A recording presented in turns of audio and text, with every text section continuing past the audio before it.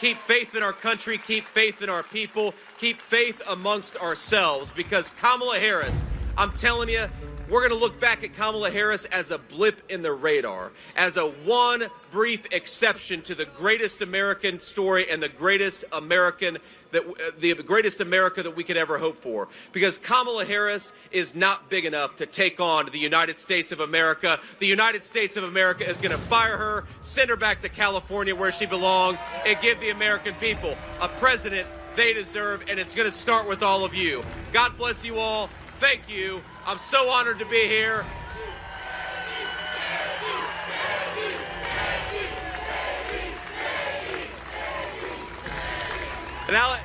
And I know we'll take a few questions from the media. We'll keep it brief because it is hot out here. But if you're a reporter, especially a local reporter, I'd love to take your question. Excellent. Go ahead. Senator. Hi. Donald Suggs with the Atlanta Voice. I wanted to ask you, what do you think about former President Trump having a third debate, a second with VP Harris, and maybe having it run like the one you just did, which seemed to focus mainly on policy and not on insults? Well, I think, first of all, I think Kamala Harris already had an opportunity to do a second debate, and she turned it down. I really think it's important that the media gets this story right, because there was an opportunity for Kamala Harris to do a second debate, but she said she didn't want to debate on Fox News, and so that's her decision to deprive the American people of a second presidential debate. But I think you're right, actually, that our debate focused more on policy than the first presidential debate, because the moderators were a complete disgrace, and Kamala Harris doesn't know how to talk about policy, so I'm not surprised the first debate was so empty of substance. But what's interesting to me is you ask Donald Trump what he wants to do, and he will give you an answer. What does Donald Trump want to do about foreign policy? What does he want to do about Russia, Ukraine? What does he want to do about Israel, Iran? But most importantly, what does he want to do to lower prices for the American people? And he will give you an answer. The reason Donald Trump will give you an answer and Kamala Harris will give you a slogan is because Donald Trump shows leadership and Kamala Harris shows the exact opposite of it. So that is the truth of the American people.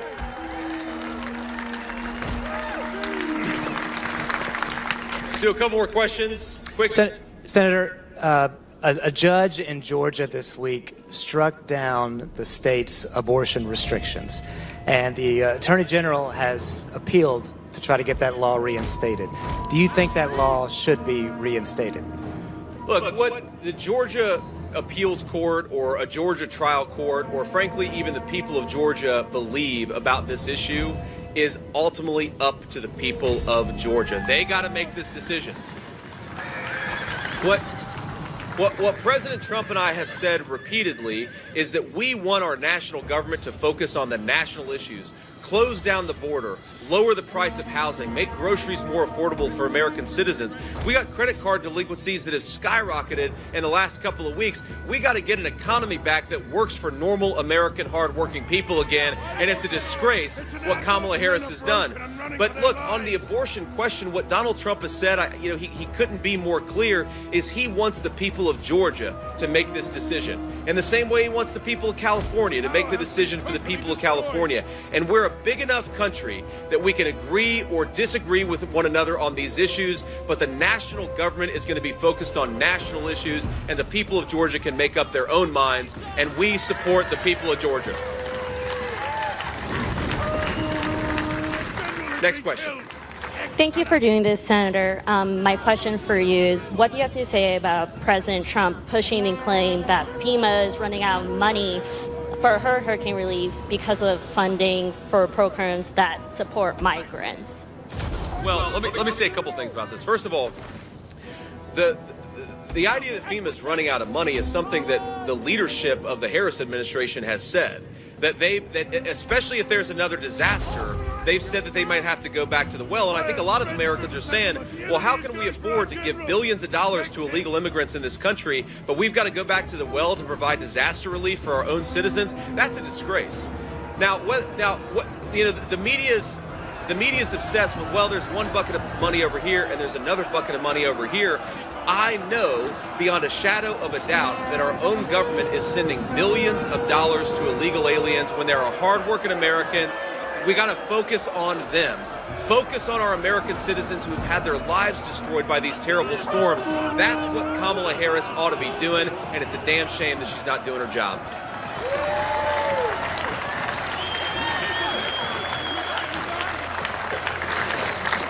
Hi, Senator. Thank you for doing this.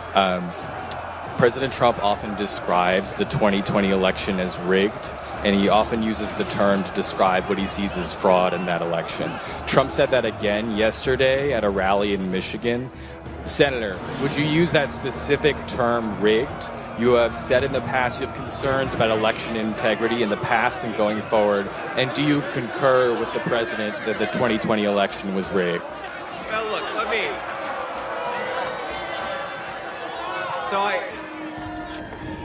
So I'm from Ohio. I'm not from the South, but I think in the South there's a phrase that really works. Bless your heart.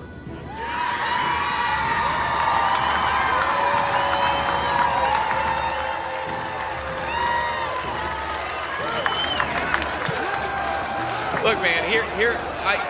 First of all, we're focused on the future in this election and in this campaign. If you look at what President Trump says, what I say, we are focused on the future. Every single day, hardworking Americans are suffering because of Kamala Harris's policies. It is a disaster, and I think it's interesting that the American media wants to talk so much about 2020. And the reason they want to talk about 2020 is because they don't want to talk a lick about what happened afterwards. And what happened afterwards is that Kamala Harris opened the border, jacked up the price of food, jacked up the price of housing, and American citizens are suffering from it. It is a disgrace. From the Harris campaign and from the American media, we ought to talk about her failed record, and that's what Donald Trump and I are going to keep on doing. Now you asked the question, and I believe that it's important to answer the question. Let me just tell you one thing that even the liberal media has said happened in 2020. There was a bombshell story that suggested the Biden family had some very corrupt business dealings with some foreign countries. It was all in the infamous Hunter Biden laptop. That happened in 2020. Now, the media, the big tech companies censored that story. And independent people have said that probably cost Donald Trump hundreds of thousands or maybe even millions of votes. Now, I don't care what you call that, but it's a damn shame and we can't accept it in our country. You want to call that rigged? Call it whatever you want to. It's unacceptable to happen in the world's greatest constitutional republic.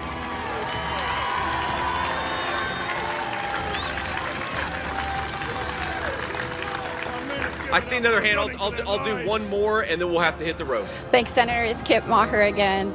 I wanted to ask you, in Melania Trump's book, she voices support for abortion rights. Does that impact the way that you see this issue? And what state, among all the states, do you think has the best abortion policy in your view? And then quickly, if you could have a comment on Trump and Kemp meeting for the first time since 2020 today. Yeah, so there was a lot there. Let me first briefly. I think Brian Kemp. I understand that he and the president have had some disagreements in the past, but they're on the same team to defeat Kamala Harris, and that's a very good thing. And all of us, whatever part of the Republican Party we came from, the primary is over. Let's get on the same team and bring common sense governance back to the American people. I'm glad to have Brian Kemp on that team. I'm thrilled to have, of course, Donald Trump on that team. I'm thrilled to have Bobby Kennedy on that team because the American people are sick of the BS. And by the way, I've been asked by some folks about, to comment on Liz Cheney. I think we just traded Liz Cheney for Tulsi Gabbard. That's the biggest upgrade in American politics, and I'm awfully happy about it. Now, you asked about the First Lady's abortion views. Look, I love Melania. I think she's a great wife to the president. She's been I think a great example of grace under an incredible amount of pressure. But Melania is entitled to her own views in the same way the people of Georgia are entitled to their own views. And I don't believe I have to attack or disagree or criticize anybody on this issue because our campaign is focused, again, on inflation, on securing the border, on making life more affordable, on bringing good jobs to the state of Georgia and the whole country. So, look, I think she's a smart person. I think she's going to express her views. She's entitled to do it. But it doesn't change how I talk about this issue or how the campaign talks about the issue. And then the final point I want to make here, just because I know that we're running short on time, and I want to look at my notes here because I want to make sure I get this website right. Write this all down if you can. SwampTheVoteUSA.com. SwampTheVoteUSA.com. Okay? I want y'all to go to this website because here's the thing. We're never going to have the dishonest press. We're never going to have, of course, the Democrats telling the truth. But what we do have is people power in the United States of America. We have got the ability to get out there and person to person make our voices heard, but it's not going to happen unless we get out there and vote. Georgia has made some serious progress. Y'all passed a very common sense voter ID measure a few years ago. You remember that? By the way, speaking of Brian Kemp, thank you for signing that legislation. But I think we have an opportunity in the state of Georgia to not just win, but to win in a very big way. So what I'm going to ask you to do, and please take this to heart, is get out there, not just get yourself to the polls, whether you're voting early, voting by mail, or voting on election day, try to get 9 people. If every single person gets 9 people to join them at the polls, I think that we are going to have a crushing victory in the state of Georgia, and we're going to make this country great again. So please remember, we're not just running this race because it's going to be fun to beat the Democrats, but it is going to be fun to beat the Democrats. My friends, trust me, I'm going to enjoy that. We're running this race because the American people have been failed by their government, and that has got to change. I want you all to see yourselves as fighters, as warriors, to give the great American people the government they deserve. They're not going to get it unless we get out there and vote and make Donald Trump the next president of the United States. Do your part. I'll keep doing mine. God bless you all. Thank you so much, and we'll see you soon. Fentanyl is closer than you think. You're leaving me? For a TurboTax expert who charges me less but gives me more. Sing it, Adam. Senior advisors, former New York Congressman Lee Zeldin and former Ambassador Richard Grenell.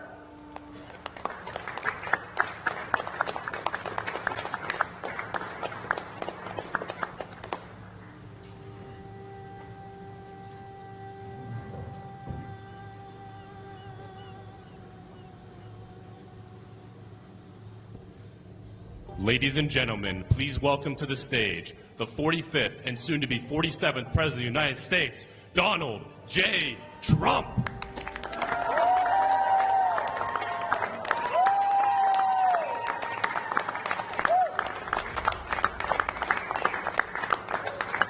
The gods themselves would not make you a better. I trust you.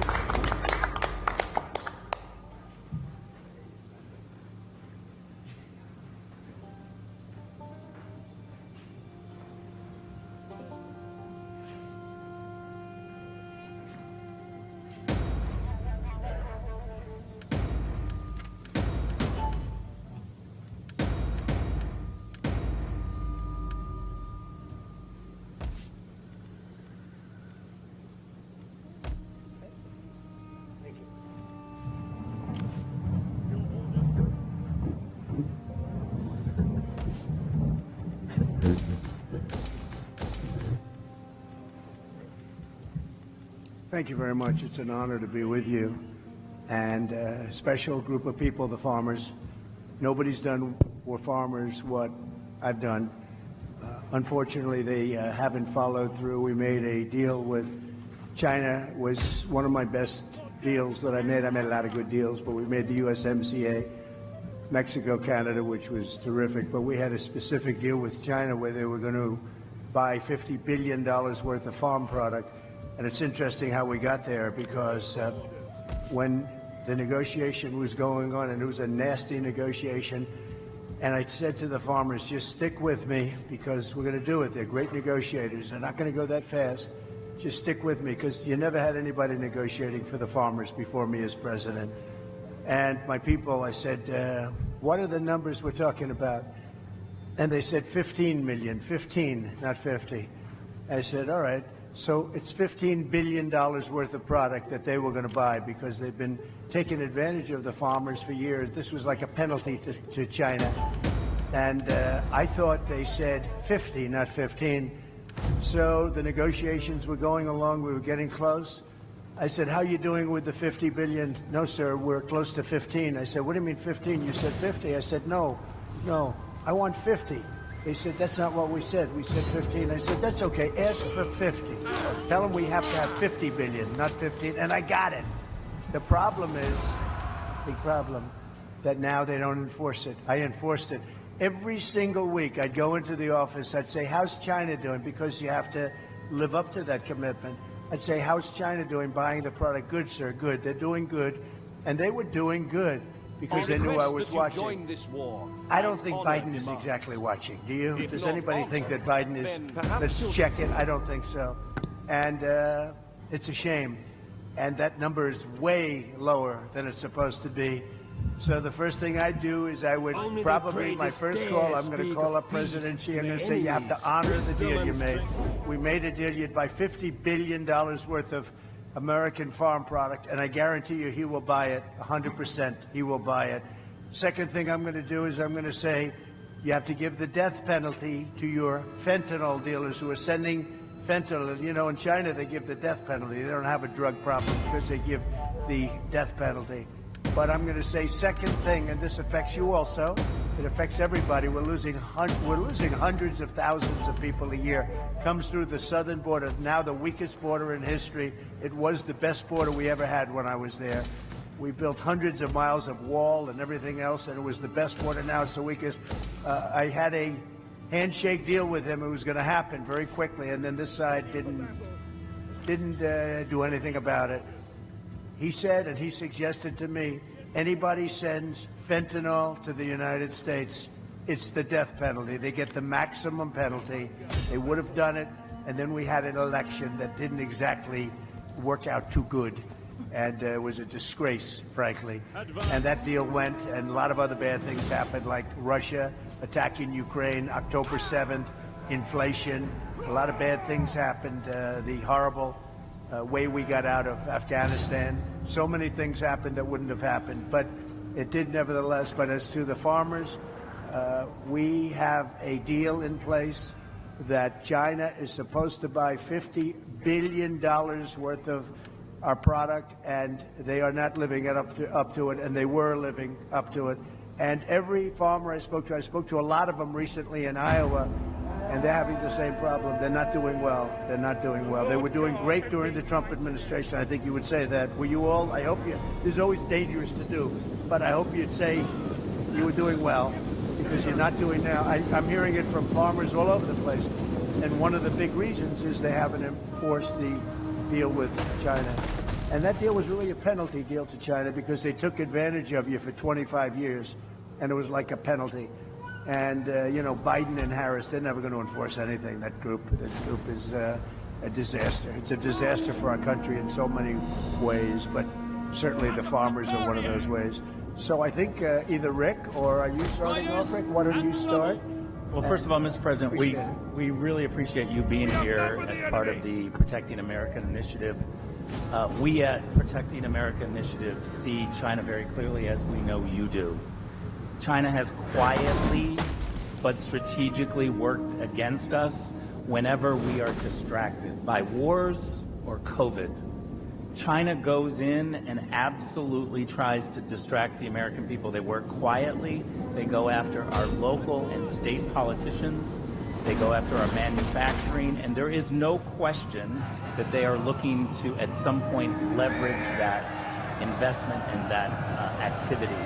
I've seen it very clearly at the UN, where the Chinese are very duplicitous. They have a permanent veto at the Security Council, but they also work with the G77 developing nations. They get money from UNICEF just to feed their people, while actually acting like a superpower at the UN. They are duping so many people. We know from your administration, Mr. President, you were not duped by China. You saw them very clearly, but for the past 4 years, while America and America's Democratic-controlled White House have been distracted by wars, China is getting into our farmland. And we have to be able to see China very clearly. So we want to thank you for being here, and Lee is going to take us off into Q&A. Well, thank you, Rick. Like Ambassador Grinnell said, President Trump understood the Chinese Communist Party threat and protected Americans from the CCP's attempts to infiltrate America. It is great to be here with the 45th and our next President of the United States, Donald Trump. China now owns 349,442 acres of agricultural land in the United States. That is up 82% from 3 years prior. America's food supply and the farmland that enables it is critical to our national security interest, especially due to China's aggressive ventures into the U.S. food supply. While in the White House, President Trump took on China in many ways that stood up for American farmers. In 2018, he signed a law requiring the federal government to review CCP purchases of land around critical infrastructure, airports, and military bases. That is why we need President Trump back in the White House to pick up right where he left off and go even further. Another one of President Trump's greatest accomplishments was the groundbreaking United States-Mexico-Canada trade agreement that replaced NAFTA, improved supply chain resiliency, and put America's farmers first. The USMCA provided new market access for U.S. agricultural products, a fair, non-discriminatory pricing plan, and improved grading standards for products. It has been reported that the USMCA trade deal led to $2 billion in annual increases for the U.S. in agricultural exports to Canada and Mexico, with an overall increase of $65 billion in gross domestic product for farmers and ranchers. Contrast that to Kamala Harris's lack of support for U.S. farmers and weak stances on China. At the time, then Senator Harris voted against President Trump's USMCA trade deal, voting against America's farmers. Harris also opposed President Trump's necessary tariffs against China, and most recently cast the tie-breaking vote for the Biden-Harris scheme that has sold our auto industry out to China. That's what brings us here today, to discuss what Pennsylvania farmers need from the leaders to combat the threat that they see every day from China. President Trump is here with us today to listen to those concerns, to offer his remarks on China's influence over our food supply. And President Trump, if it's okay with you, I'd like to introduce some of our panelists who are here. I love that, yes. Our first speaker here is Todd Reamer. Todd is a cattle farmer from Westmoreland County. Todd? Hello, I am Todd Raymer. I own with my wife a beef cattle cow-calf operation right here in South Huntington Township. My concern today is with foreign entities buying up American farmland while young Americans can't afford to buy a farm or even get started. My American dream was to buy a farm and raise a family there. And I was fortunate to find a farm and purchase it 30 years ago while working a full-time job in addition to doing the farm. Finally, in 2010, I was able to quit my full-time off-the-farm job and devote all my time to the farm, something that is rarely achievable now.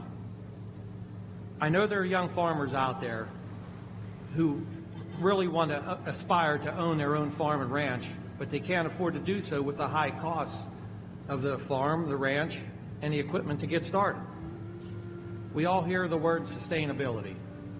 To stay sustainable,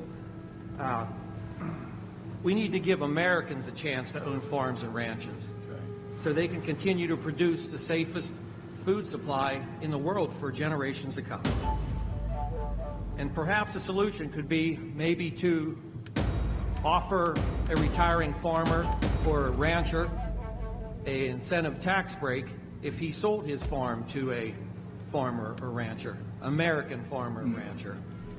Also, if I may, I understand that China now owns major meat processing plants.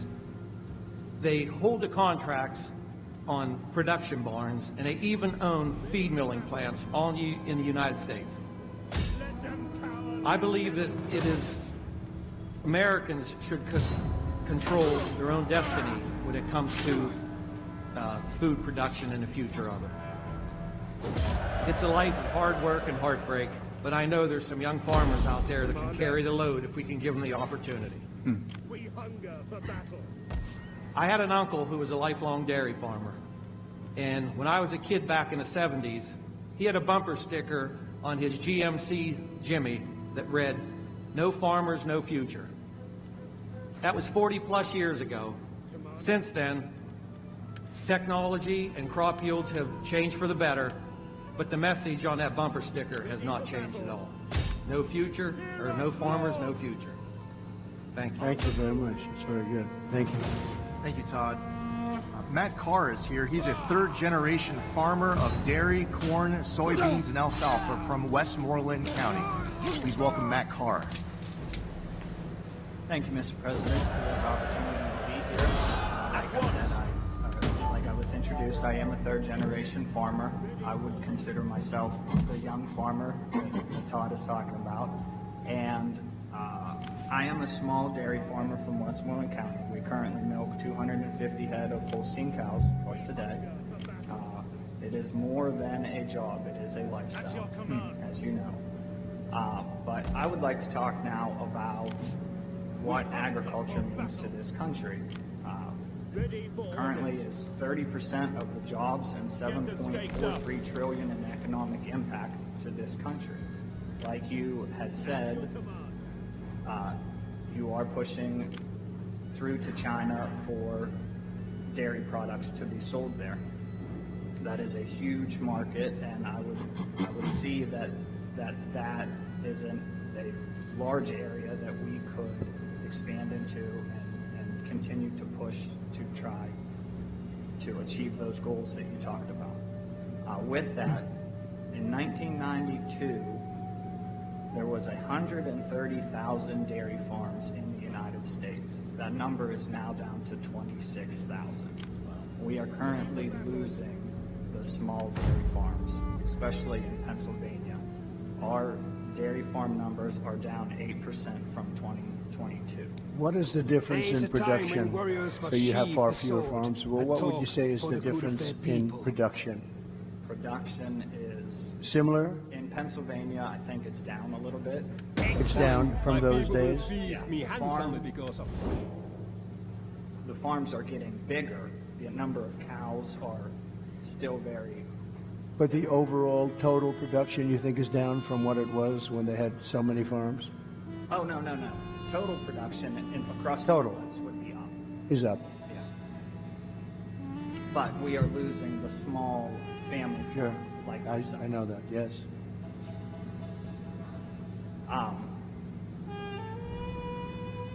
Dairy margin is the margin that we have in order to make a living and profit is extremely tight. Our input costs are up.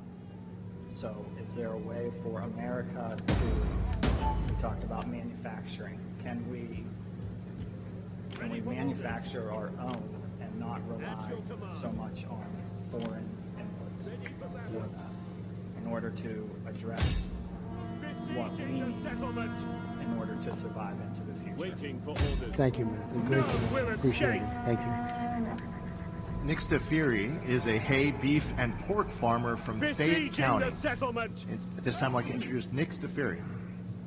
Hello. Thank you, Mr. President, for having me, and thanks for the opportunity to be here today. My name is Nick Stafiri, as they said. I'm from Lower Tyrone Township, Fayette County. My family owns a small 120-acre farm where we specialize in freezer beef and hay.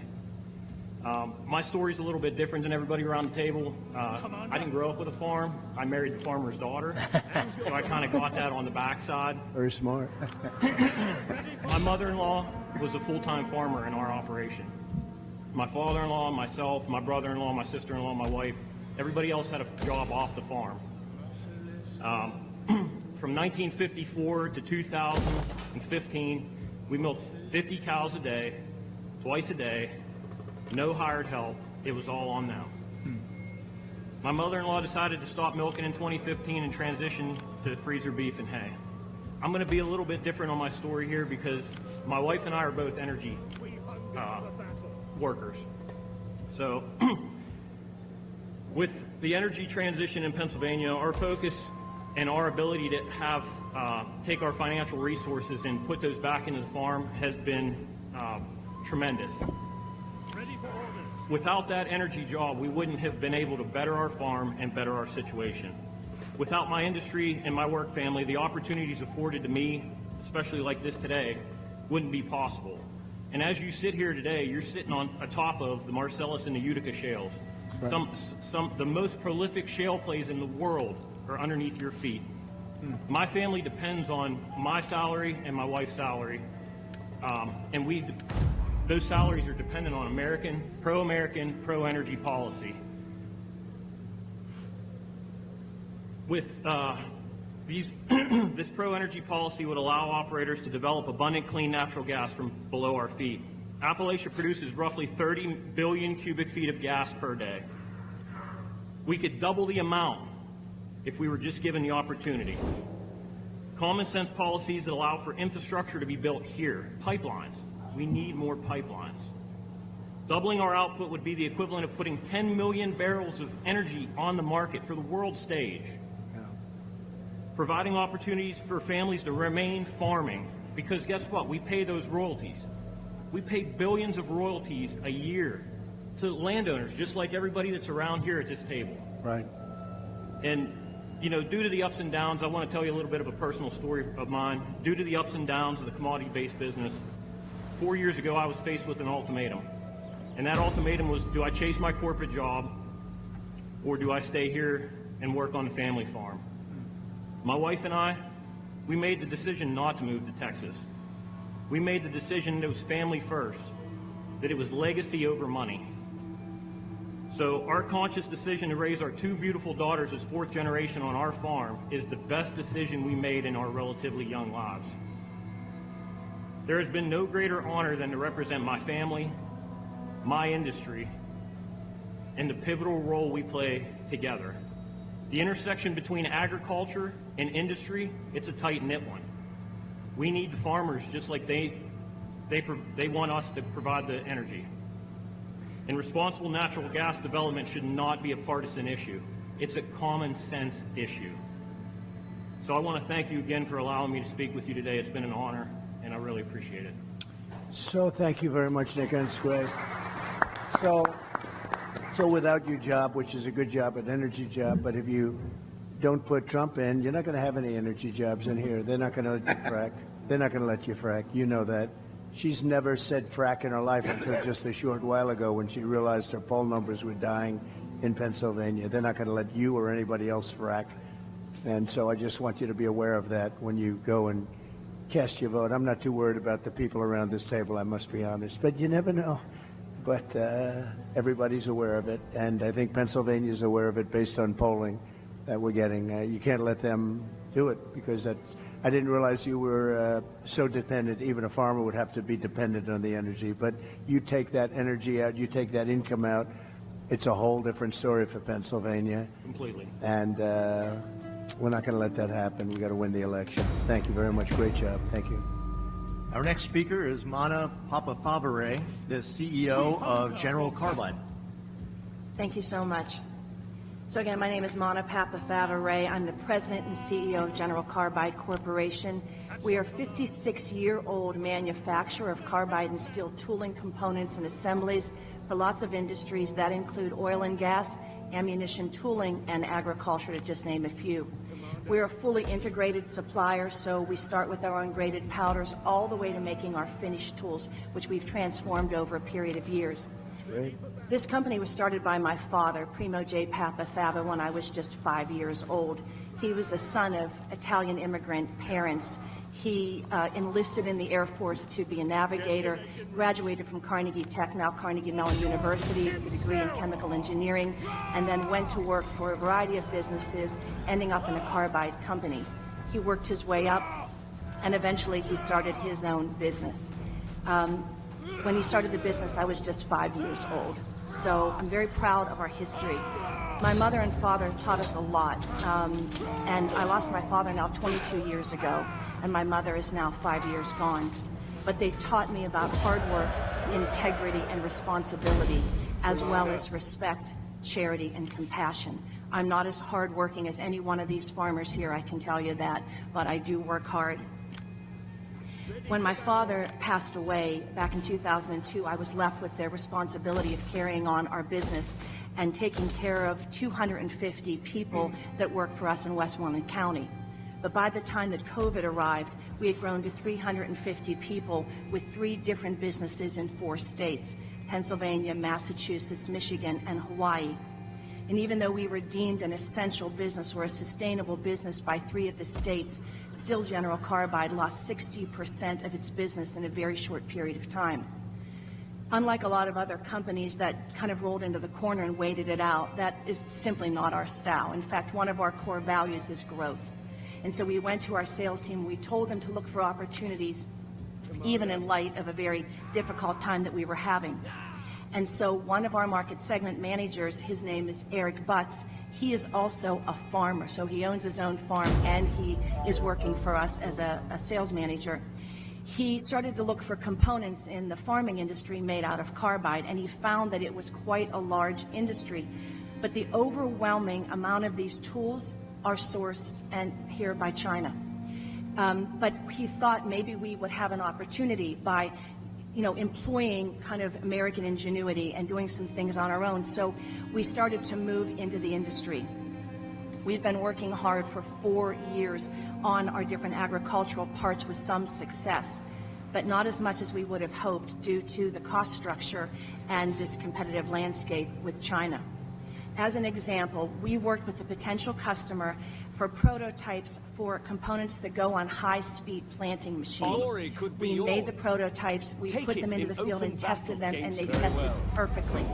But then the customer came back to us and said that even though our cost structure was in line with the domestic producer, we couldn't come close to the prices that they were getting from China, and so they would continue to purchase offshore. That's why you need tariffs.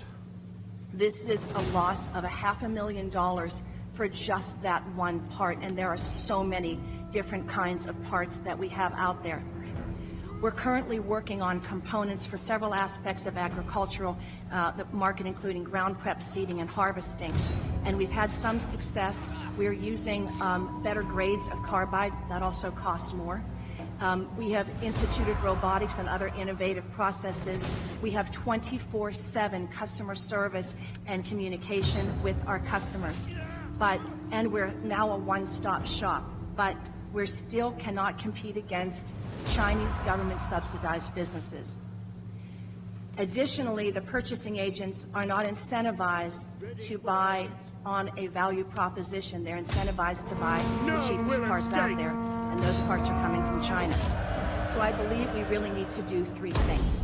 One, I think we need to incentivize our machine manufacturers and our farmers to purchase American machines with American-made components. Secondly, I think we need a stronger stance on China. You said it, that it should cost more to purchase components from China, not just more to purchase the materials, which is what we're up against now. And thirdly, we need to do a better job incentivizing those in purchasing to think about the value proposition, longer running machines in the field. That's really what we need to think about. So to end, I believe in the strength of this nation, Mr. President, but I also believe that you and only you are going to be able to bring back our independence and prosperity. And the last thing that I want to say is... I agree. That's why you need tariffs. This is a perfect example. They undercut you, drive you out of business, and then they're going to put the price at double and triple. It's no different. It's been that way for hundreds of years. That's what they did with oil. Rockefeller would open up a station on every corner, and you'd have a gas station. Then he'd open up 3, and it cut the price so low, and everybody thought, oh, wow, what a great bargain. He'd put the one guy out of business, and then he'd raise the prices to triple, quadruple what it was.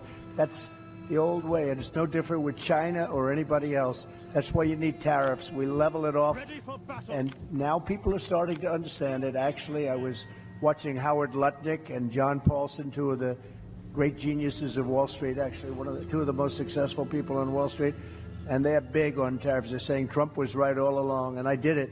But that's exactly why. They put you right out of business, and then they'll sell the same product, but they'll be double the price of what you are and make a fortune. That's what they want to do. among other things. Can you tell the story of your daughter?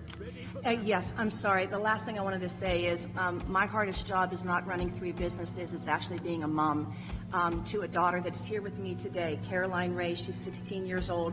Right there. Would you just raise your hand, honey, so that Mr. President can see? She's right there.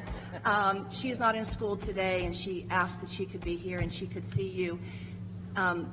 I'm doing everything that I can to try to give her the truth every day. And I just wanted to say, and I told you that 8 years ago when you were running, and she was just 8 years old then, every night she would go to bed and I would kneel on the floor next to her bed and we would pray every single night for you. And every night she would speak out to God and she would say, "Dear God, please let Mr. Trump win, please." And the night of the election, of course, she had to go to bed early because she was in school. But at 2 o'clock in the morning, when we finally knew that you had won, I went into her bedroom. I scooped her up out of her sound sleep, and I was literally tears pouring down. And I said, "Baby, Mr. Trump won, baby. He won, he won." And she said, "Thank you, God. Thank you, God." And so she is here with us today. And I just wanted to let you know that we are still praying for you.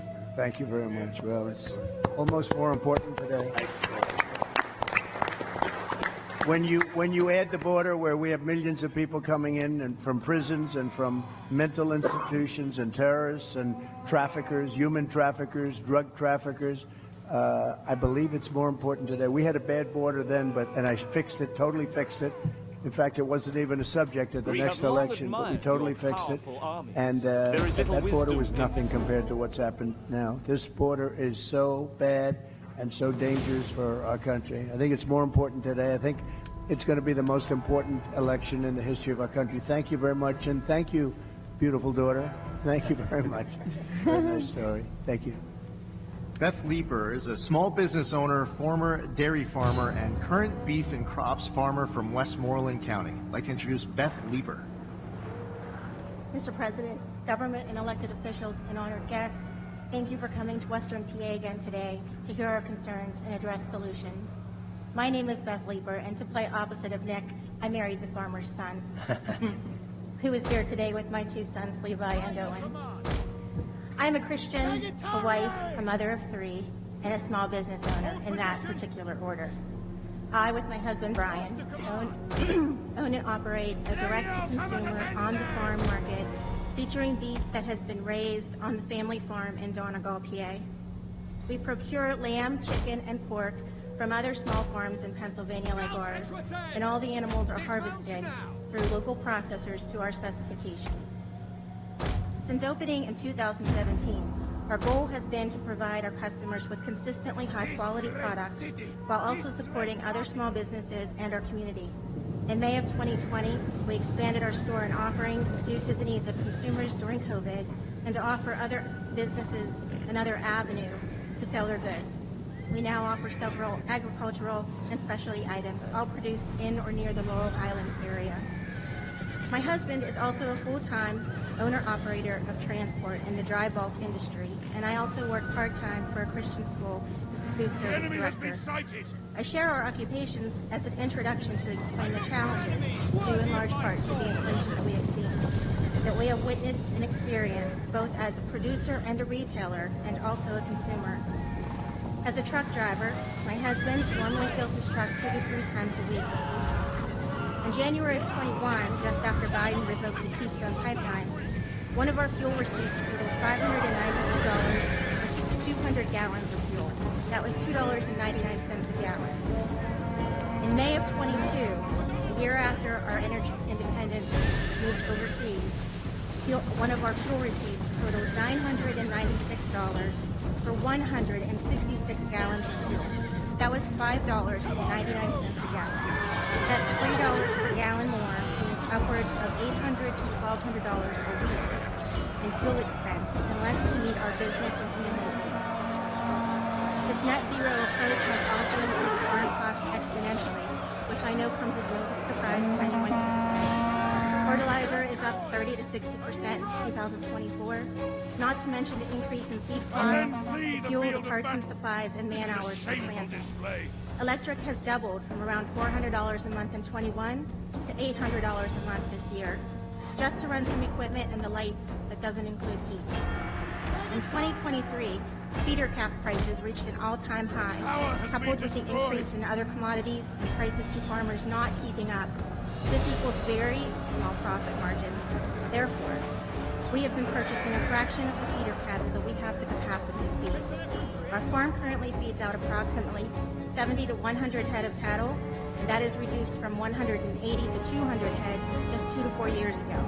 But we have the capacity to feed upwards of 4 to 500. Actually, we are currently feeding only enough to satisfy our direct-to-consumer base, as it remains somewhat constant. The seasonal tourism of camping and skiing in the Laurel Highlands contributes to our sales, and we are located in the heart of the Laurel Highlands. I handle all of the customer relations for our on-the-farm market, and our customers often share their concerns with me. These are some of the things I hear most often. I really don't eat a lot of beef anymore. It costs too much. I can't afford to purchase a whole animal this year. What smaller packages do you offer? We are visiting from out of town. We don't have any places like this where we are from. And recently, the thing I've heard the most is I used to purchase bulk beef from a farmer nearby, a friend, a relative, but they don't have cattle anymore.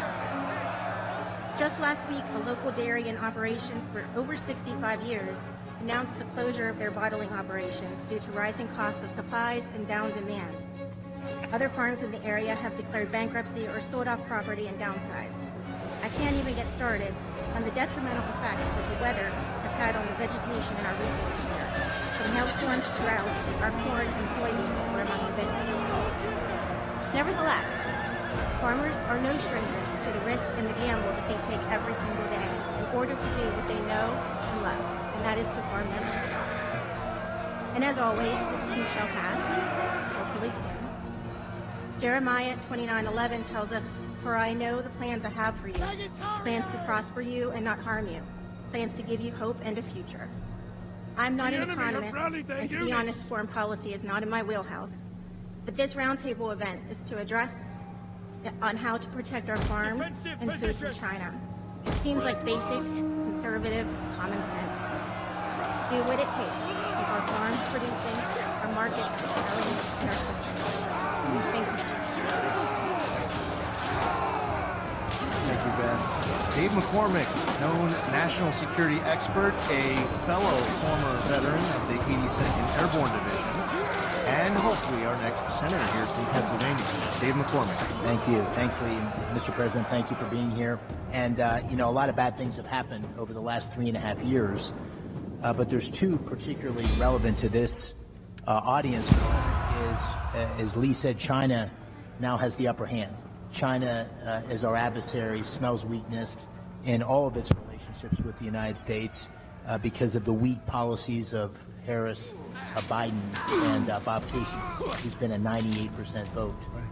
The second bad thing that's happening is our family farms, as you're hearing, our farms across Pennsylvania are struggling.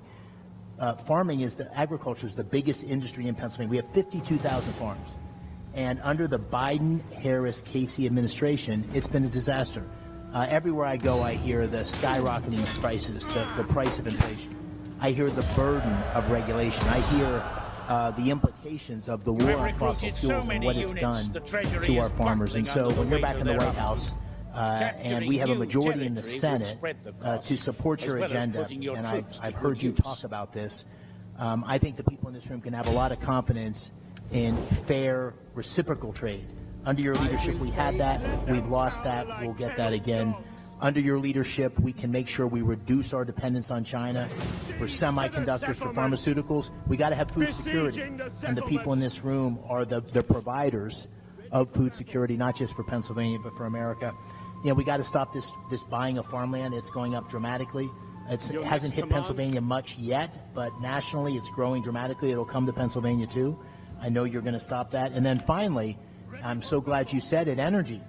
I mean, the reason many of these family farms are still operating is because of the energy revolution, the royalties that come from the wells on their properties, the incomes coming from energy workers. So this is a very simple choice for the people in this room and the farmers across Pennsylvania. It's a choice between strength and weakness.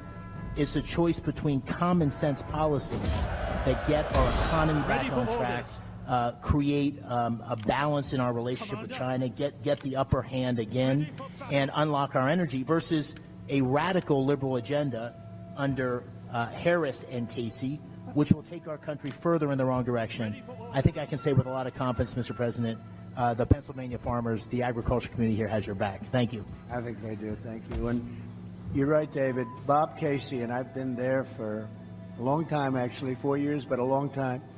He has done nothing for the farmer. He has not been there. He's 100% with the Biden vote, I guess just about 100% of the time. Bob Casey is not the right one. This gentleman right here, he's tough, he's smart, and he loves the farmer, and we're going to turn it around. But Bob Casey could not help us. He has never done it. Not good for the farmer. So I think you probably learned that the hard way. Thank you very much, Seth. Thank you, sir. Darrell Becker is the Fayette County Farm Bureau president. This time I'd like to introduce Darrell Becker. Thank you. As Mr. Zeldin said, my name is Darrell Becker.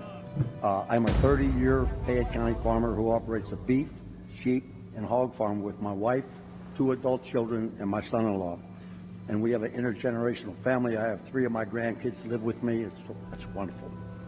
I also serve as president of the Fayette County Farm Bureau for the last 6 years, and I'm also the chairman of the Land Preservation Board for the last 6 years. And I was going to talk about land preservation, but I got beat up by my local members who tell me that I need to talk about soybeans. So I will tell you that we all know that China has no desire to buy products from us. We know that from what happened in your last administration, where they didn't even want to deal with fair trade. They're working on being less dependent on U.S. goods, and likewise, we need to be less dependent on them. This is incredible. Last week, news came out from California's All Resources Board, CARB, a governing body in charge of the state's air quality rules, who wants to mandate a limit on the amount of biodiesel fuel produced from soybean and canola oil. Under the proposal, beginning in 2028, they would only be eligible for low carbon fuel standards who use canola and only be able to get 20% of the credits of their annual production. Those replacing American grain production used for oil would be assigned a higher carbon intensity score, thus reducing the interest in U.S. bean products.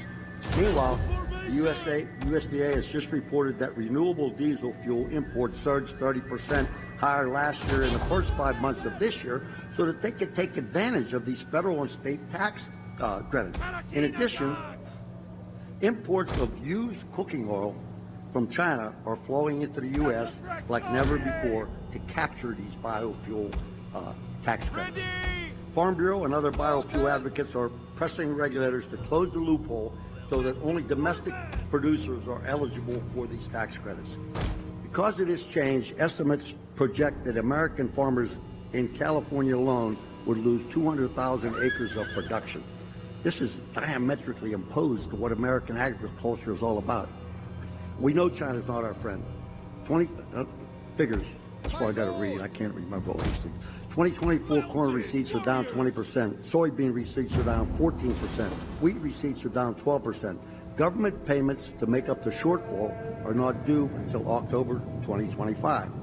Expenses for 2025 may expect to decline 1%, but last year in 2009, China bought 49% of our exported soybeans. Now it's 31%. 70% of our bean crop goes to animal feed. Bean exports in 2023 were $34.4 billion. In 2024, they're estimated to be $27 billion. China owns 384,000 acres of our farmland. That's up 30% in the last 5 years. And guess what? The American government can't buy farmland in China. They don't allow us. Can you imagine that? At present, the U.S. has a huge supply of soybeans sitting at a multi-year low price, sometimes being sold below production costs. Farmers are using reserve funds to buy and produce soybeans now. There's no cash flow available to them due to the low price. You know this is unsustainable. So soybean farmers definitely need our help. Sustainable aviation fuel also uses soy, canola, and other seed crops from American farmers, and this is also under attack.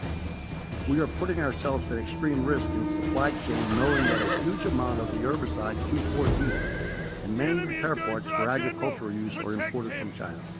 How much risk can we absorb and rely on a country trying to replace us. We need to build domestic demand. Our government needs to invest in American agriculture. American farmers want a free market that can sustain the industry. They don't want handouts and they don't want loans. They want to be able to produce their farm. They're all hard. This is the backbone of America. The current administration has shown that they are not friendly to American agriculture. Every producer that I spoke to for this presentation resonated the same message. We cannot survive another 4 years. Mr. President, my three grandkids live here.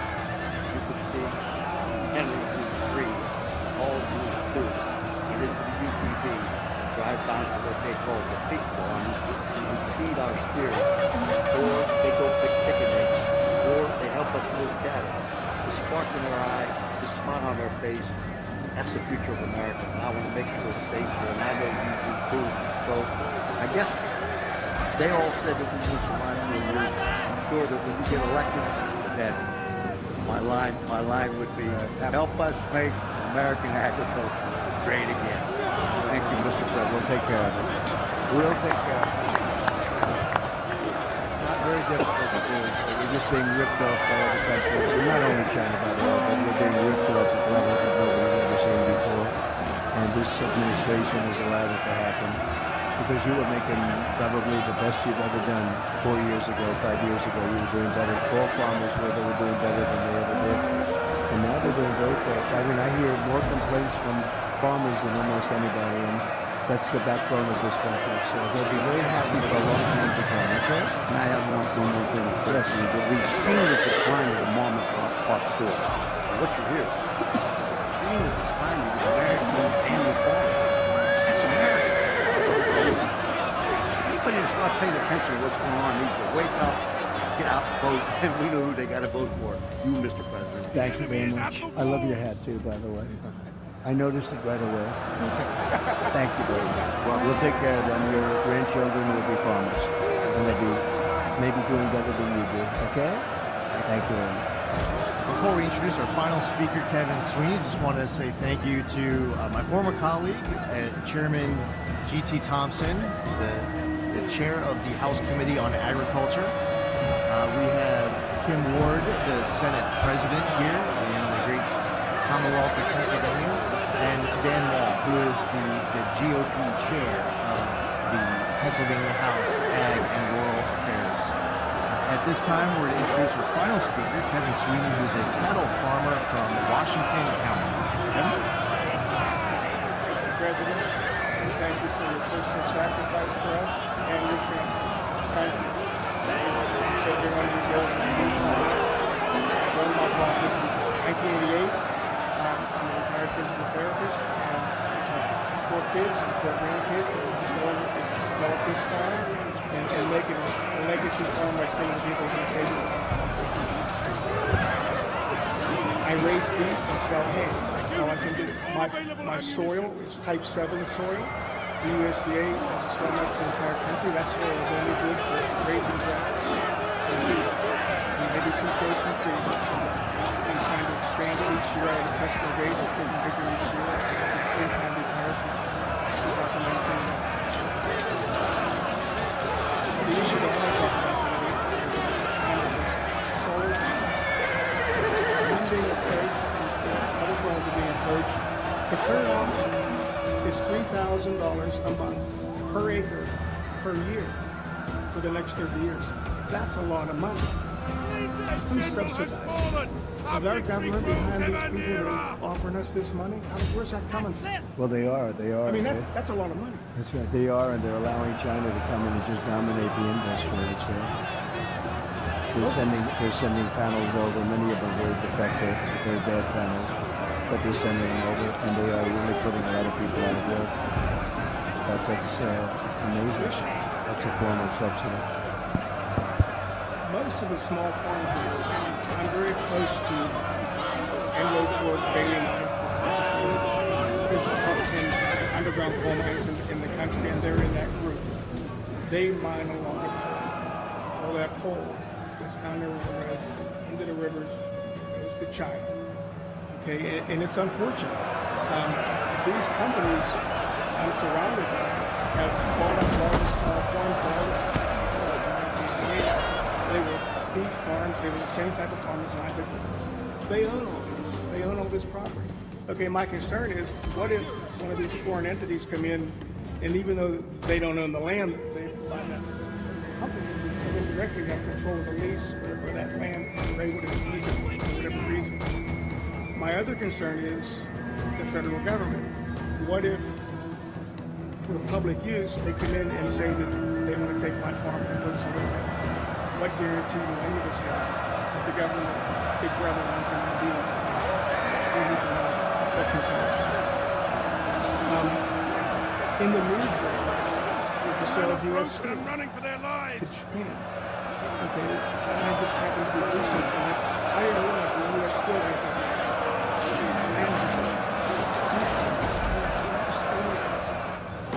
So when when Japan buys U.S. steel, they're buying a lot of land with it. Will they have the ability to put solar panels on it or use it for another purpose? I don't know. It concerns me.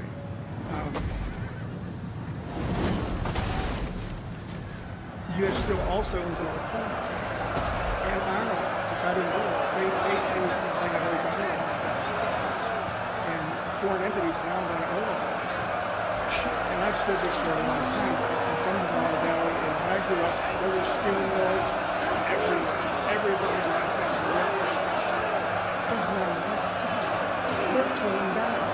They're not even left. The same with coal-fired power plants. They're gone. Should we have some sort of a strategic plan to keep some of these steel mills and to keep some of this stuff as a strategic reserve, whether it's minerals, not only oil, but coal, iron ore, those sort of things, because that's just going to go away. I have a couple of tax concerns, one being the death tax. You know, my poor kids, what's going to happen? I'm 71 years old when I'm not here. They're going to pay big money, or they're going to have to sell out, or they're going to have to go get solar panels to keep the property. So, you know, if you could do something about the death tax, appreciate it. By the way, the death tax is, you know, in the Trump bill, you don't have to pay a death tax or a inheritance tax. And under them, they want that terminated. They want you to pay. And what happens, especially with farmers, you're sort of land rich but cash poor. A lot of farmers are land rich and you love it, but you don't always have cash. And you leave it to your loved ones, you leave it to your children, what you want to do. That's what the ultimate is. If you love your children, in some cases you don't love your children, you have to live in it. But generally you love your children, and you leave. You have no problem with it. But you know, you leave it to your children, and what was happening is people going out borrowing a lot of money in order to pay the tax, borrowing from the bank on their farm, big liens on the farm, very smart banks that know how to do it. The children would go bust, or they'd spend everything they could to pay the tax, and they'd live a very tough life and usually lose the land. I got rid of that. You have no tax to pay on these small farms and businesses, and it's a great thing. Nobody talks about it much. The fake news doesn't ever talk about it, but it's a tremendous factor. And I mean, it's one of the things that I was happiest about, because literally farmers are going out of business. Children, they take the farm from their parents, and they have to go out and borrow a lot of money, and they can't afford to do it, and they can't pay the interest rates. They end up losing the farm over a short period of time. So we got rid of the estate tax or the death tax, and now it will come back under play under Comrade Kamala. That's what happens. That's not good. What about our capital gains? We're going to keep that down. Well, that's the worst. I mean, they have unrealized capital gain. How about that? Yeah, how about that? Unrealized. So they want to give you a capital gain if the value of the land goes up. Nobody's ever heard of it before. It's a communist thing, you know. It's a communist thing. It's unrealized capital. You have every business person, every company leaving this country. It's called an unrealized capital gain. And it's a concept that's been talked about for years. I don't know if any country has even done it, but she wants to do it here.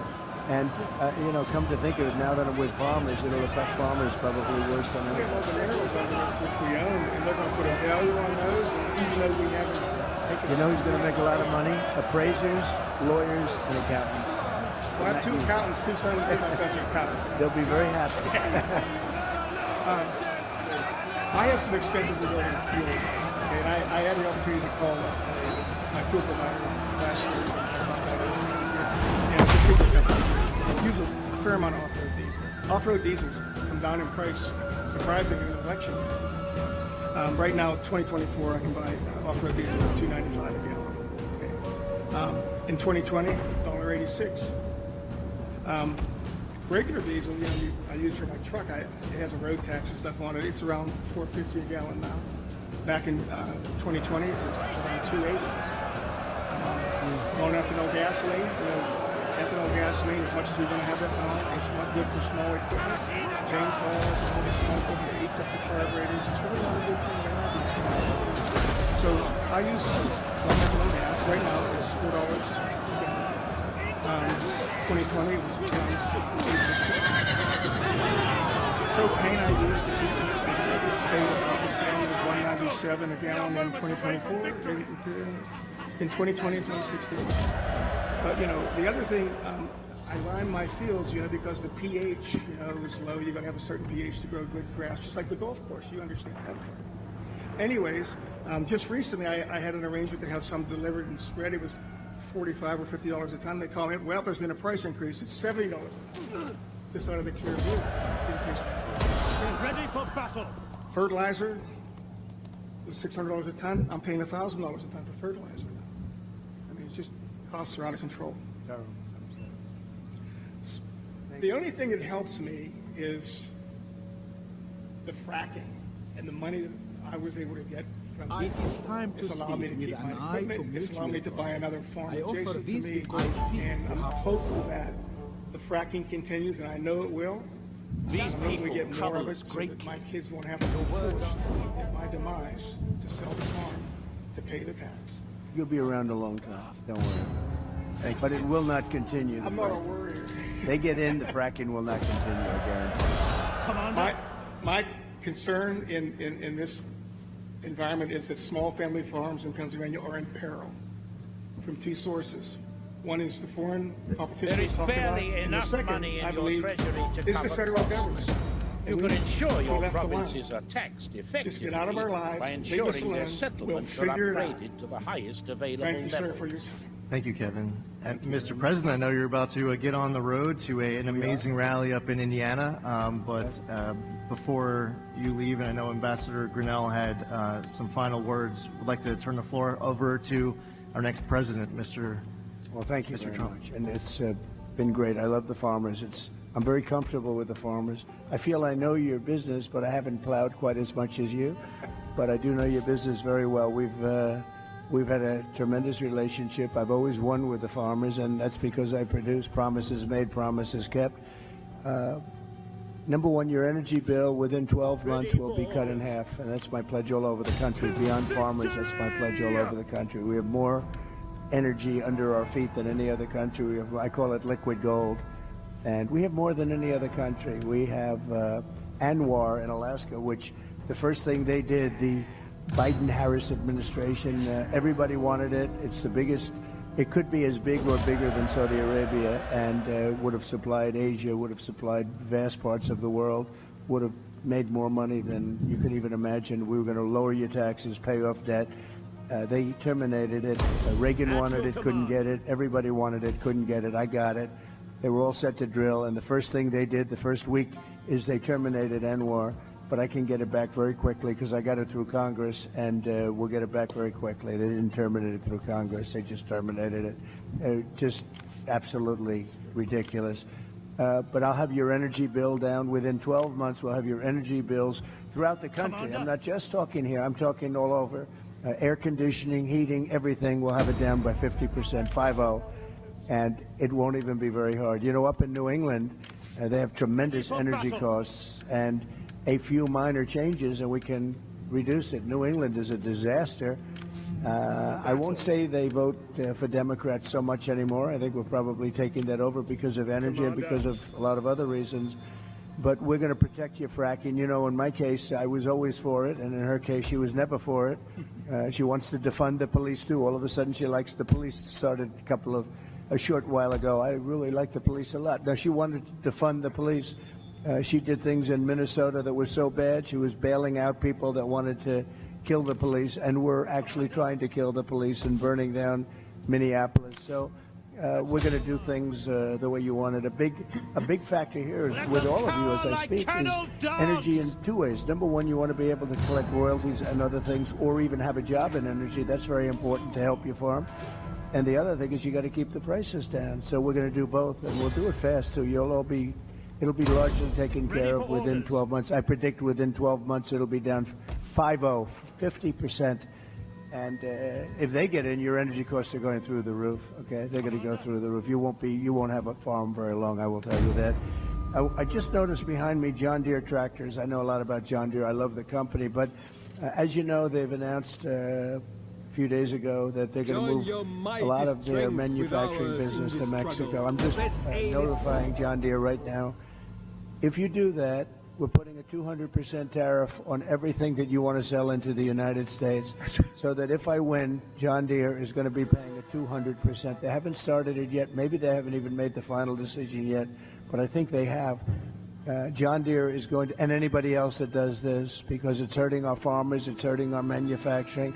And if you do that, you're going to have a 200% tariff put on the product that you make in Mexico, right across the border. They think they're going to make product cheaper in Mexico and then sell it in for the same prices they did before, make a lot of money by getting rid of our labor and our jobs, and really a great name, because John Deere's a great name. I buy a lot of John Deere, tremendous. I'm one of their big customers. I buy a lot of John Deere product as a private person. But if they're going to do that, we're going to put a 200% tariff on everything that they want to send back into the United States, which means one of two things. Our country's going to make a lot of money, or they're not going to build, they're not going to open, and or they're going to sell it to another country. They're entitled to do that. If they want to build in the country, in the United States, there's no tariff. You can go ahead and you can build in any one of the 50 states. You can go ahead. But if they don't want to do that, we're going to put a 200% tariff on John Deere. And you know what's going to happen? They're going to announce very shortly, if they think I'm going to win, or if I do win, they're going to announce that they're not going to build in Mexico. Mexico's taken a tremendous amount of our business, especially over the last few years with this group, because this group doesn't know what the hell they're doing. They have no idea what they're doing. Mexico is taking a lot of business, and a lot of it's done and financed by China. China is building massive car plants now in Mexico.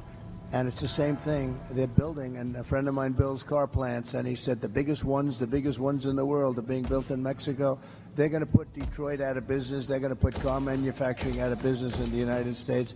And I'm just telling everybody involved in this stuff, we're not going to rip off the United States anymore. We're going to put big tariffs on those cars that are coming in here at 100 to 200%.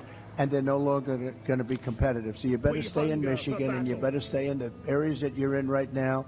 And what I really want you to do is come in and build your plants in this country and put our auto workers to work, because we've lost about 60% of our auto working business over the years. And we're going to get it all back, every one of them. We're going to get it all back, and we're going to get it back quickly. And we can control that so easily. So if they're building those plants in Mexico, which they're starting, if they're building and they wouldn't have done it with me, but now I guess they figure when they started, it was a little while ago, I guess they didn't even know I was going to run. They weren't too happy when they heard I was going to. But they're going to have to pay a tremendous tariff, which means two things. They're not going to build the plant if it's not too late. They're not going to build the plant. This country's going to make a lot of money. Or they're going to build the plant, but they're going to build it in the United States somewhere, and ideally a place like Michigan or South Carolina, where we have a lot of auto business. But we're not going to let that happen. But John Deere has got to understand that if they build in Mexico, they start closing plants.